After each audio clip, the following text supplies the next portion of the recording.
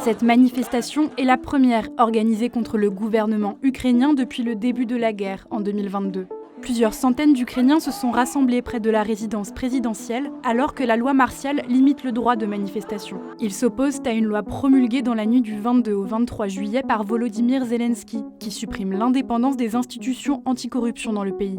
Concrètement, les deux agences luttant contre la corruption vont être placées sous l'autorité du procureur général, lui-même sous la tutelle du président ukrainien.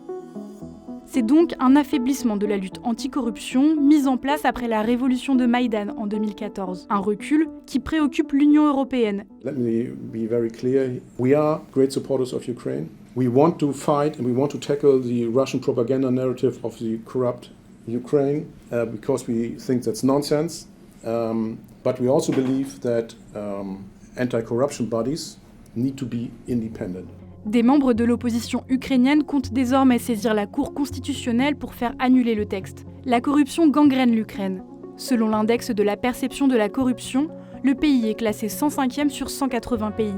Des scandales émergent régulièrement, concernant notamment la corruption d'agents de recrutement de l'armée ukrainienne par des hommes réfractaires au front.